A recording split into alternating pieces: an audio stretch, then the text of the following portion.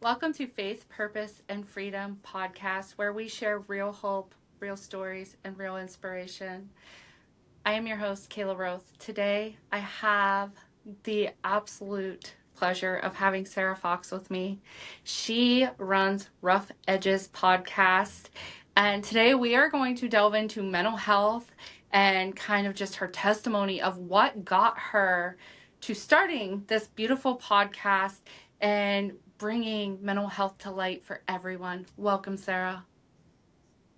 Thank you for having me, Kayla. Yeah. So tell us a little bit to start off with about Rough Edges podcast and what kind of led you there and why you started it. Rough Edges is a faith based mental health podcast that discovers the intersection between faith and mental health for holistic healing and wellness. I came to create this podcast because in January of 2021, I got hospitalized due to having a manic episode. And what that entails is that I was talking really fast to the point where I was incoherent.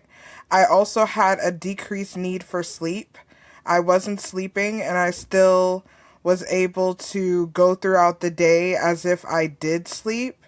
And I also experienced psychosis, which is like auditory and visual hallucinations. Like I was hearing negative voices telling me that I shouldn't be here and different things like that. And I was also seeing a lot of just like dark imagery, uh, just it was very demonic, the things that I was seeing. And so, all because of that, I had to go to the hospital. My mother and sister realized that there was something seriously wrong happening. And so they called the ambulance and I was hospitalized. And after that hospitalization, I came out of the hospital with a bipolar disorder diagnosis. And that really rocked my faith in terms of like what I was believing about God in that moment. And I felt like God was either angry at me or he was punishing me in the moment. And it felt like God was just having like a vendetta against me because I didn't do everything that I was supposed to do, like faith wise, you know? So with that, after receiving the diagnosis and getting the information that I needed in order to better manage my mental health, I got on medication and I also had a treatment regimen with my therapist. And with that information, I decided that I wanted to share it with other people because mental health is a huge thing that is going on, especially like in black and brown communities because we don't talk about it as much and we don't have the tools to be able to deal with our mental health. And so with that, I initially wanted to do it as a blog and just put all my findings like on the blog and just have people read it. But a friend of mine said that I should do a podcast because it's important for people to hear the story from me and not read it on like a blog. With all that, Rough Edges was born. I remember creating the first ever episode and I was recording it over and over and over because I wanted to make sure that it was perfect. But fast forward now, it's almost going to be 5 years in November that I've been doing this podcast, and it has been such a blessing to connect with people like yourself and mental health advocates and mental health professionals to be able to talk about how faith can provide the hope to be able to go through mental health conditions and have mental wellness at the same time.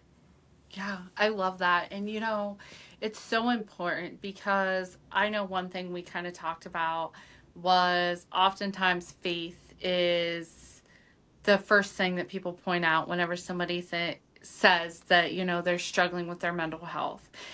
I want to tell everybody that it is never because of faith or the lack of faith.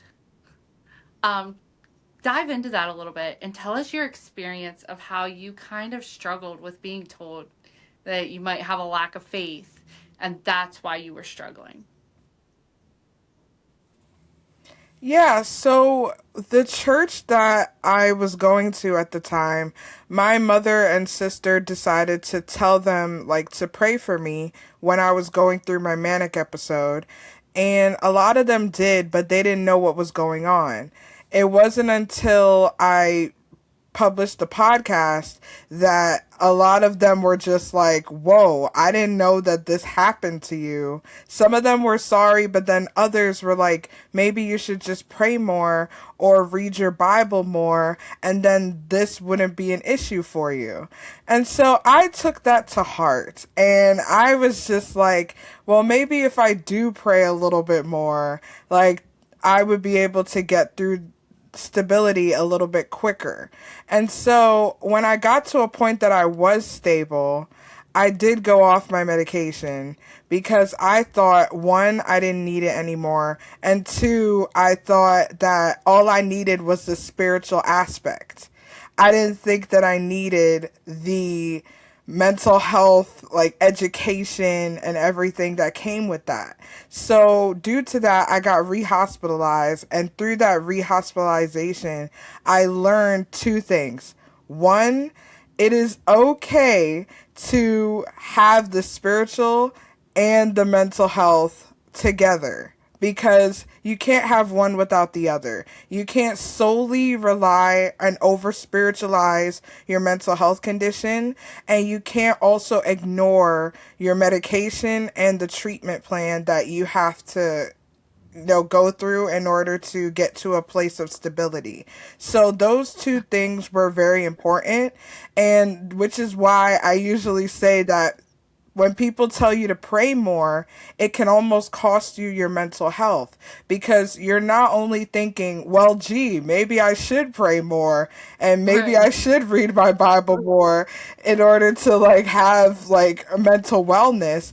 The two aren't mutually exclusive, but at the same time, we have to understand that just because you're going through a mental health condition, it doesn't mean that you have a lack of faith or you're lacking in the spirituality that surrounds you as a Christian. Like, you aren't lacking. Like, God is there with you, but we're not going to ignore the medication and the education that you have when you're going through a mental health condition.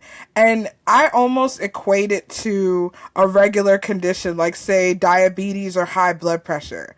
When we have those things, we don't tell somebody, hey, maybe you don't need to be taking those medications because you need to pray more.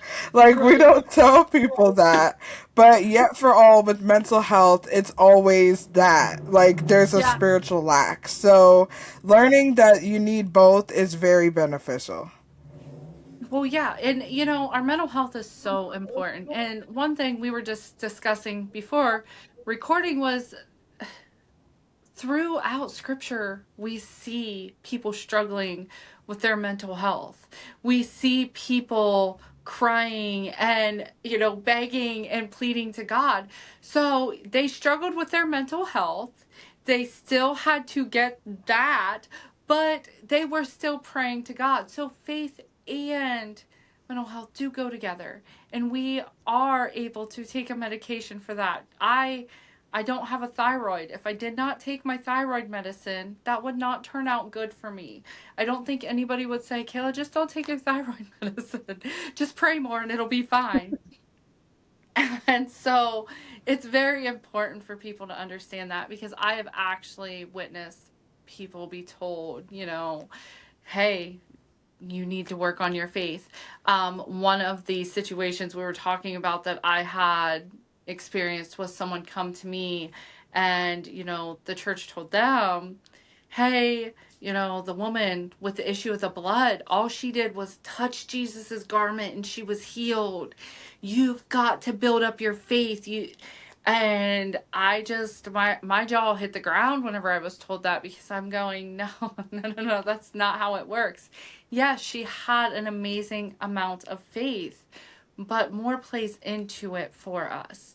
Whenever you are going through a situation, it is okay to reach out and get help. We are called to bear one another's burdens. God blessed us with pharmacists, He blessed us with scientists, He blessed us with doctors for that reason. So, Sarah, tell us a little bit about just your testimony, your childhood. Was there any point in your childhood coming up that you noticed you might be struggling with your mental health? Yes, I would say that it was in my teen years that I really struggled the most because my parents were going through issues in their marriage that ultimately led to divorce. And so that was something that really affected me to the point where I was having like a deep depression.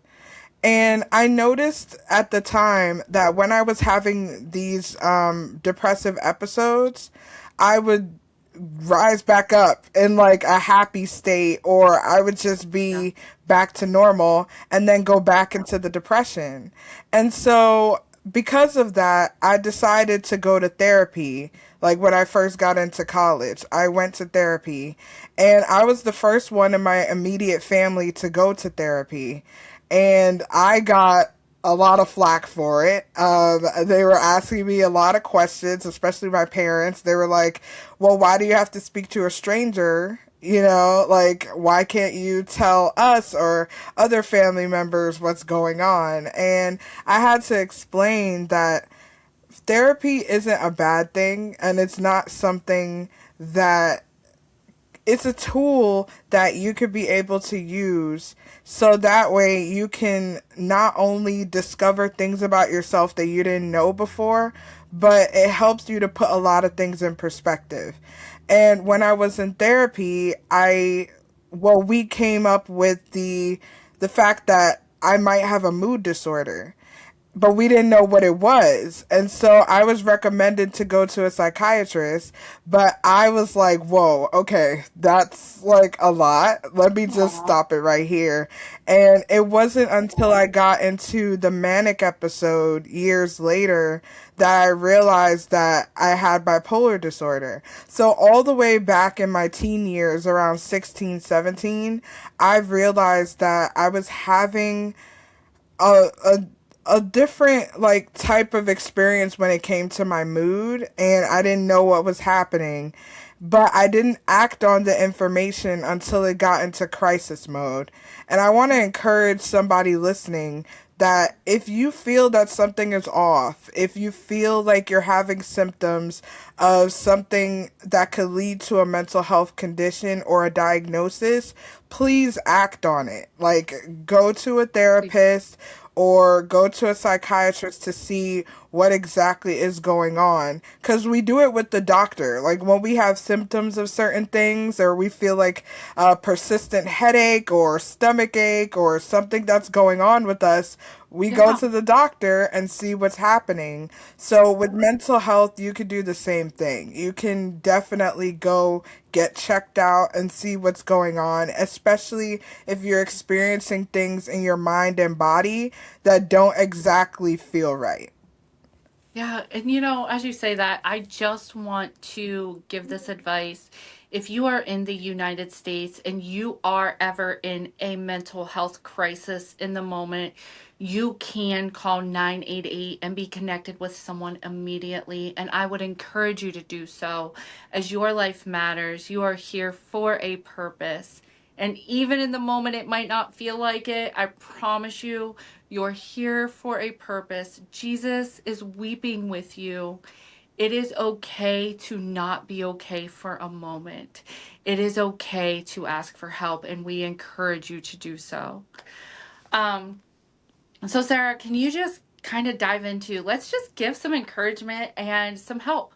So, what is something that truly helped you through therapy? Is there anything that you were taught or you learned that really helped you cope?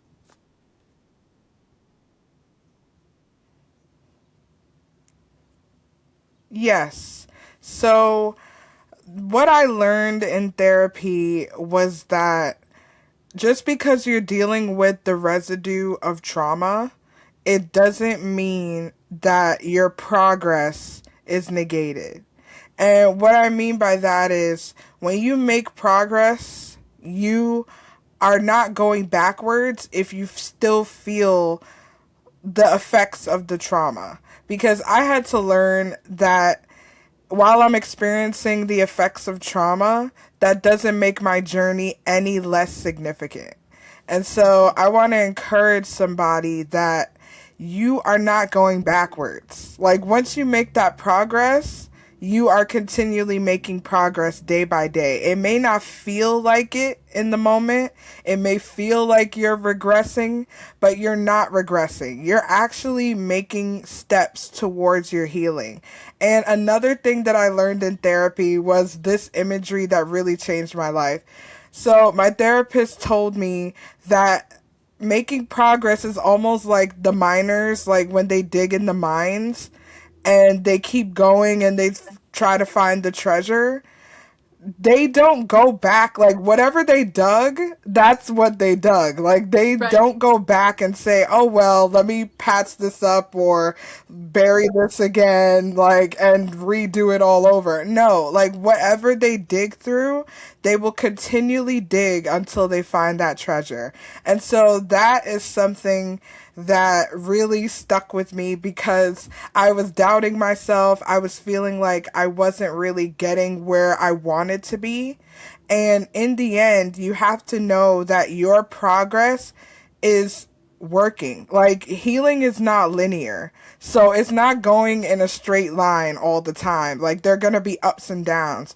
But just know that you are making progress. It's a trajectory. Like you are going up. Like you're not regressing. Exactly. And I just want to add to that. Um, I am writing a book. It's called Awaken the Light Within. And so this book is huge for me because through my healing process, I learned a lot. And one of the biggest things I learned was the difference between your subconscious mind and your conscious mind. Your conscious mind is out here, your subconscious is in here. And it's hiding, it's holding the trauma, it's holding the pain, and it actually is protecting you. However, when your conscious mind and you're in a situation, so say whenever you were younger, you dealt with a lot of yelling and screaming, and so you often felt fearful, or you would kind of hide yourself from situations. What I learned is that then your conscious mind as an adult comes into a situation and you're hearing a boss yell and scream, now you suddenly react. It's because your subconscious mind goes, I'm unsafe. And you're reacting instead of responding. And that's very easy to do. Did you ever?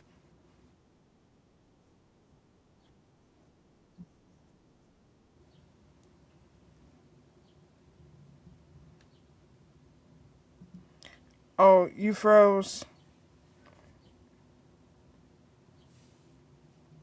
Hello, can you hear me? Uh oh.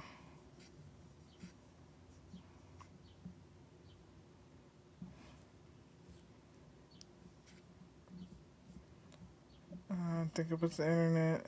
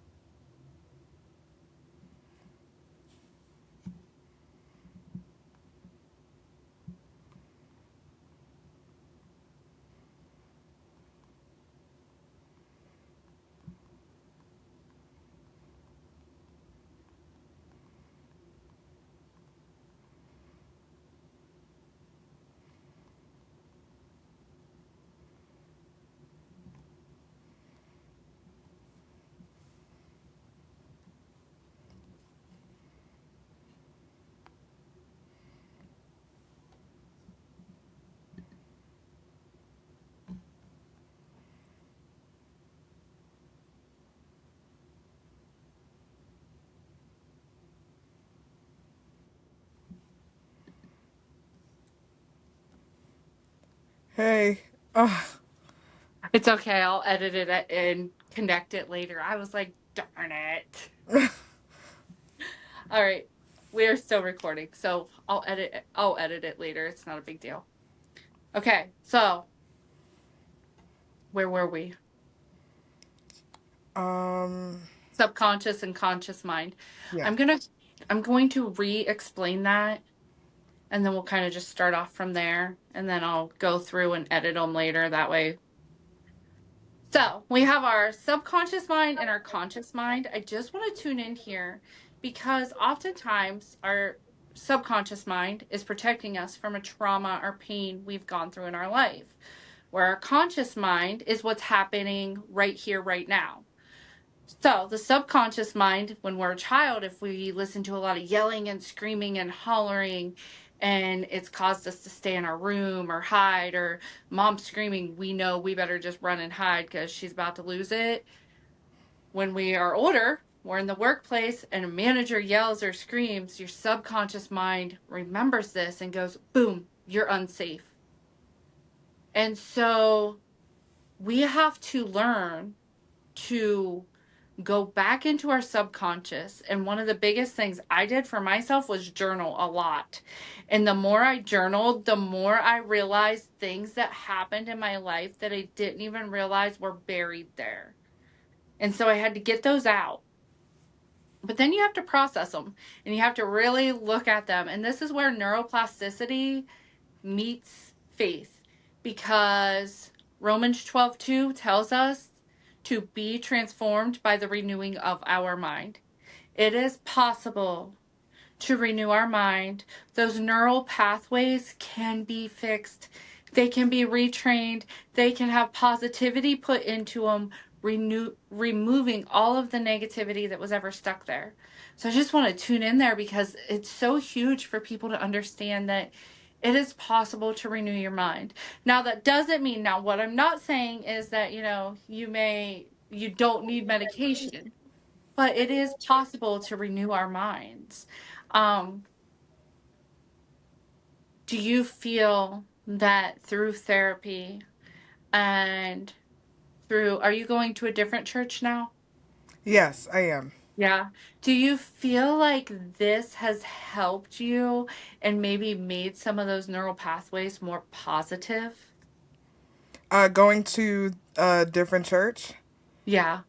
Yes, I feel like that has been a game changer for me, and it has helped me with my mental health because now I am in a community that not only values like who I am, but also they don't tell me that I need to pray more if I'm going through a mental health situation. Yeah. Like they want to learn more, and I was actually privileged to share my story with them at like a seminar that they were doing for health. And I was doing a presentation about my story for the mental health section. And I was just so like just over the moon that I was able to not only educate but also share my experiences. And I got a lot of questions afterwards because Yeah. people, they wanted to know more. And compared to my old church, I don't want to discount them completely, but they No. just didn't have the mental health education that was necessary to have a more compassionate response to people who are going through mental health issues. So, definitely going to a different church where they understand like what I'm going through and they want to learn more about what mental health and faith can actually look like for healing and wellness. That's something that was a game changer. So I think that that definitely helps, but definitely not discounting the others, because we grew up in a time where mental health just wasn't a thing. It wasn't discussed. It was all in your head. And it was kind of brushed off. And I look back, and our parents and our grandparents grew up in a time where it was do not speak of. Um, I went through my family history and I started digging deep, And I learned that my biological great grandfather had committed suicide. And I was like, what? Like, Mm, mental health has been a thing, but it was never talked about or discussed. Back then, when somebody went through something like this, it was silenced. And honestly, if we really go back even further, all it took was two people to go to an insane asylum and say, this person's insane, and they locked them away. mm, People go there because those places hold like heavy spirits and a heaviness and a weight that is horrific in them. mm. So if we really look, I think we're finally coming to a time where the light is shining on that darkness and it's coming to fruition. I believe the more we talk about it, the more we discuss it, more people will talk about it. I genuinely believe that every single human has dealt with some type of mental health crisis in their time, but they feel fearful to discuss it. They feel fearful because of the history surrounded around mental health also. So I think it's really important just to educate people and bring it to that light for people. Um, how is a way that you would bring it to light for somebody who doesn't understand it? That's a great question. One of the things that I would say is that we need to start treating mental health conditions as a condition because that's what it is. And a lot of the times, because there are a lot of invisible symptoms going on, we don't actually feel like it's really real until we get into crisis mode. So I would say for people who don't really understand it, I would say that if you have a broken leg, right? You go to the emergency room, you go to the doctor, you get a cast. And when people see the cast, they're not going to say, well, you should have prayed more or read your Bible more, and that's why you broke your leg. No, we Right, have right. compassion. We say, hey, like, your leg is broken. I hope you feel better soon. Like, how's the treatment going for you? Like, we're more inclined to be interested in their recovery. And I think that's where the gap is for mental health. It's like we don't see a lot of the symptoms. We think that depression, we conflate it with laziness, and we don't really feel like there is a real condition going on until the person starts manifesting during a mental health episode. So before we even get to crisis mode, we need to start being kind to one another. Yeah. Start saying, hey, how is everything going for you? Are you doing okay? Is this treatment plan okay for you? Because a lot of the times, like, it takes a while. I know for me, it took a while to get on a good medication regimen because, like, there were a lot of things going on with how my body was reacting to it. And so ask questions. Ask about, like, hey, how's your treatment going? Or how are things going for you? Like, are you okay? Like, just make sure that people are doing okay. And also understand that mental health conditions are a condition. And so just be mindful of that. Yeah, I agree. And so, you know, I believe genuinely that, you know, if someone's having treatment for cancer, we ask them, how are you doing? Mm-hmm. How is treatment going? So, looking at mental health, there's such a stigma around it that people almost don't want to ask the question. People easily go behind the person's back and talk about them. Let's stop that. Let's stop. Let's go ahead and understand that yes, it's a condition and the person is struggling as much as the people around them might be struggling with not knowing how to help or what to do. Um, I know for me, when I would be in mental health crisis, there were times I would do or say things that I would later just lay in bed and cry and beat myself up over. And I didn't know what to do or how to explain why I was acting or reacting the way I was.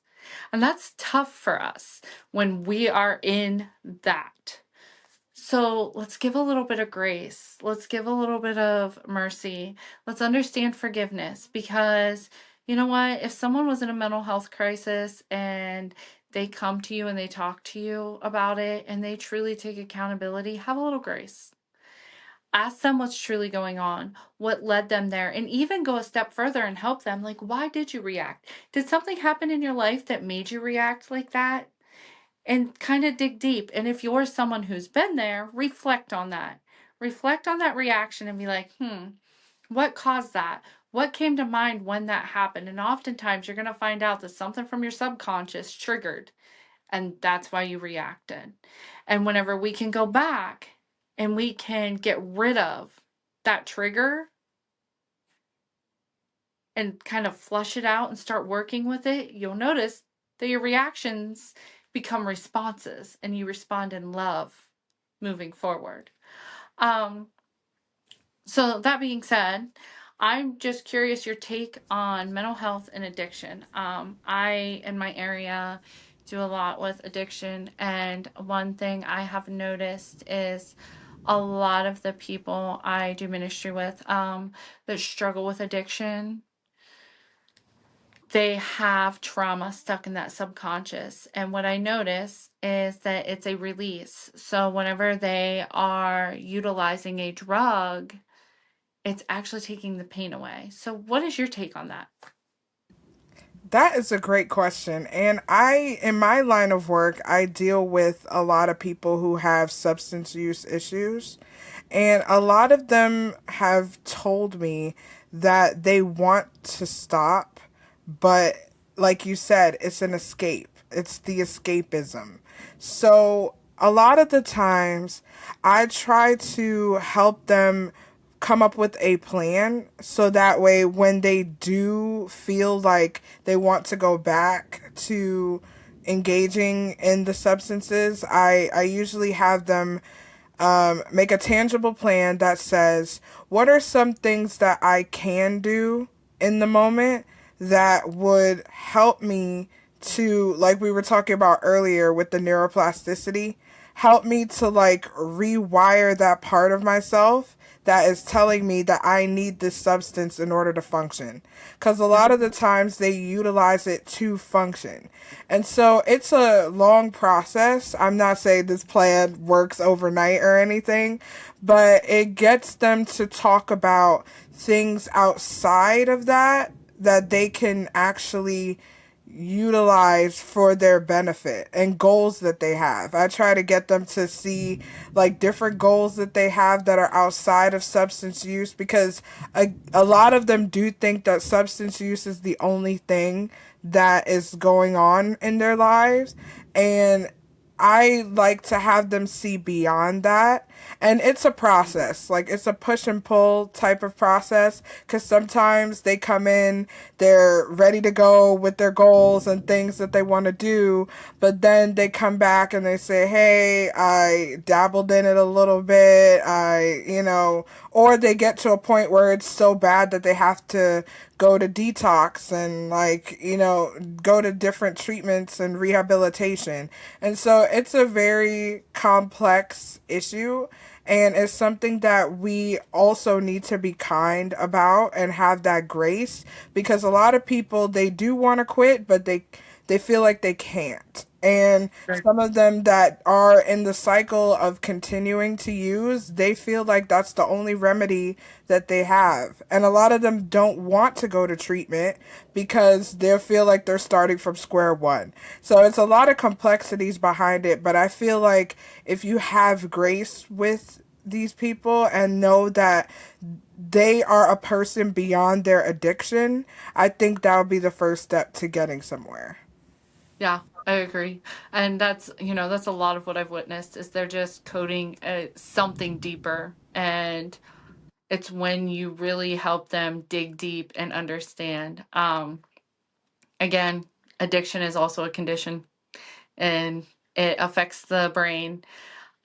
So that is definitely just huge for me to educate people on, because there's also a stigma around that. And so I feel like a lot of conditions and diseases and disorders and diagnoses actually do come back to our mental health. That being said, what is your take on that? Just mental health really affects every aspect of our life, I should say. Okay, I don't know if you hear that in the background, but there's like a storm going on. So if I have to like mute myself, I might just do that so it doesn't interrupt. But I think mental health does affect a lot of the things that we have going on because it is something that keeps us in a certain mindset a lot of the times, and that mindset could.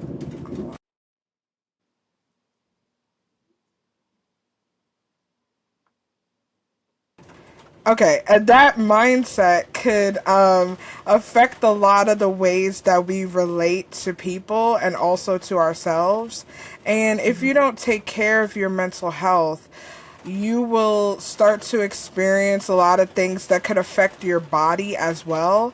I know that if my mental health is kind of off kilter, sorry about that. That's. Can Okay, you hear it? just a little bit. Okay. If your mental health is off kilter and you're not really in a good state in terms of balance, it could affect your body, it could affect your spirituality. And I know for me, if my mental health is off balance, it could affect my sleep, it could affect my eating habits, it could affect a lot of things for me. So I really do believe that it's interconnected. Oh, I agree. Yeah. And so that's definitely huge. Well, Sarah, you have brought so much encouragement and your testimony is beautiful, and just sharing that and being humble and vulnerable enough to share it with my audience and with your audience through Rough Edges podcast is beautiful. Guys, I will definitely be sharing the link to Rough Edges podcast in the description for this. Sarah, thank you so much for being with us today. Do you have any last encouragement for our listeners? Thank you so much, Kayla, for having me. And yes, I do want to speak to the people who have gotten a diagnosis for the very first time. I want to encourage you that your diagnosis is not indicative of your character, and it's not a personal failure. It's just information so that you could be able to know how to treat it. And so I want to encourage anybody who's struggling with mental health to know that you are not alone and that God is with you in the broken moments and He is there to help you pick up the pieces. Yes, I love it. Thank you so much. And thank you for listening today. Remember, you guys can go to www.faithpurposefreedom.com and you can connect with some tools and resources there. You can also schedule a 60-minute gifted session with me, and we will jump on and we will dive deep, and we will determine whether us working together is good or if I need to refer you to someone. And also remember, if you would like to donate to reach more guests or so that I can offer free coaching to someone who is struggling and not able to afford it, you can donate through the description in this podcast. I thank you all.